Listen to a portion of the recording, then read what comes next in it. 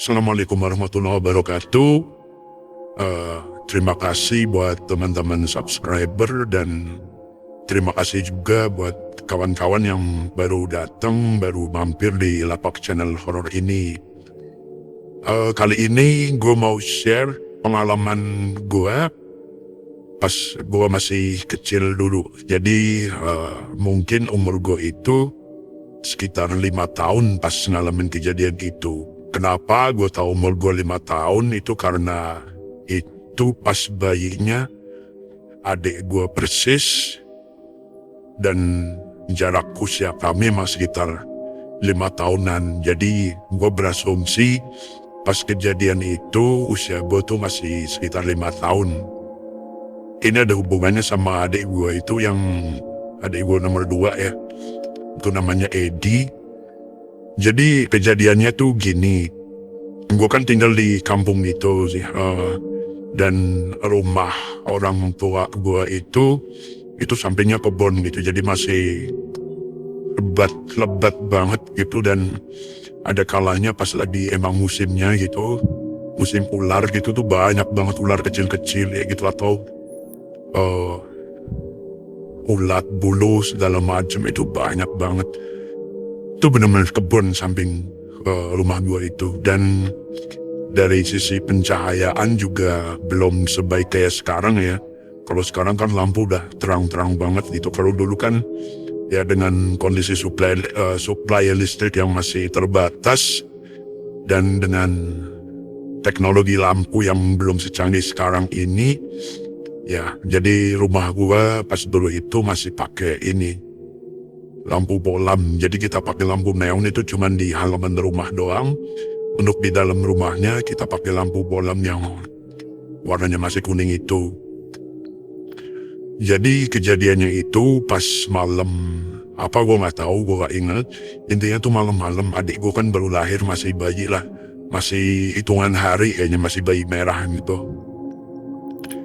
Nah kita itu, gue itu tidur di tengah. Jadi di tengah itu ada 2 ranjang. Ranjang yang tadinya di kamar itu dikeluarin ke tengah. Dan ranjangnya itu kan masih ranjang model dulu ya. Ranjang yang ada kelambunya kayak gitu. Nah malam itu gue biasa tidur di tengah situ semenjak adik gue lahir. Sementara ibu tuh sama adik itu tidur di ranjang yang satunya. Jaraknya nggak terlalu jauh, nah paling 2 meter gitu. Nah pas malam-malam gitu kan, gue tuh ngelilir. Gue ngelilir dan malam itu hawanya gerah banget, seingat gue ya. Dan gue intinya tidur tuh nggak nyenyak, jadi kebangun-bangun terus gitu. Dan gue nggak ingat jam berapa, gue kebangun. Terus gue melihat ada yang bergerak-gerak gitu, gue ngerasa ada yang bergerak-gerak gitu. Jadi kan kondisi ruang tamu itu remang-remang ya. Kayaknya pakai lampu yang bolam tapi yang lampu 5 watt gitu, karena emang buat tidur. Kalau misal kondisi normal sih bisa agak terangan. Nah jadi gue lagi tidur, gue melihat ada yang gerak-gerak gitu kan di ranjang ibu yang sama adik itu, adik bayi itu. Nah gue liatin gitu, kok gue ngeliat kayak ada orang di situ gitu. Jadi karena gelap gitu kan, jadi kelihatannya hitam gitu kan. Terus gue perhatiin gitu kan, kirain itu ibu gitu kan. Jadi posisi dia itu pas gue ngeliat itu, dia lagi merunduk begitu. Dia berdiri tapi posisi badannya gak merunduk, kayak mau ngambil ini, ambil adik gue yang kecil itu. Gue perhatiin gitu kan, wah pas gue baru ngeh gitu kan, ternyata ibu tuh masih tidur di sampingnya gitu, samping adik gue itu. Gue perhatiin lagi gitu kan, ini siapa gitu. Dan gue ngeh setelah sekian detik gue perhatiin itu tuh sosok nenek-nenek gitu, nenek-nenek kumel kucel gitu.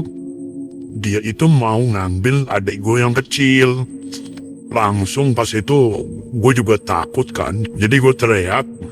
Tapi teriak gue itu bukan karena gue khawatir adik gue diambil, enggak. Tapi justru karena gue takut gitu, karena masih kecil ya. Gue takut ngeliat sosok itu. Gue teriak, ibu, ibu, itu kan. Bu, bangun bu, itu kan. Nah, Nah, ibu tuh bangun. Dia juga kaget kan dia ngelihat itu si nenek itu. Posisinya itu dia udah ngegendong adik bayi ibu itu. Terus ibu tuh bangun, dia langsung otomatis naluri keibuannya keluar gitu.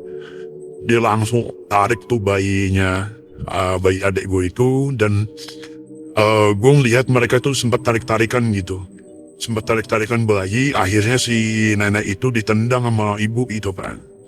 Dia ditendang, pas ditendang itu mundur gitu, sampai pojok rumah, mentok di tembok itu, tendangannya keras kayaknya.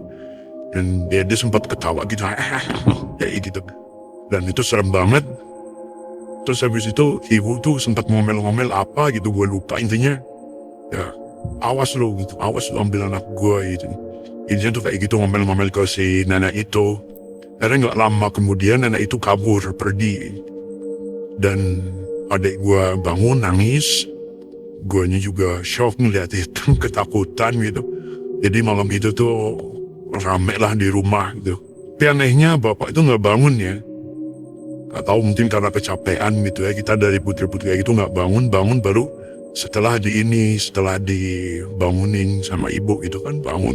Terus sudah bapak bangun, dinyalain lah lampu itu biar agak terangan. Dicek semuanya gitu, semua lokasi rumah ya.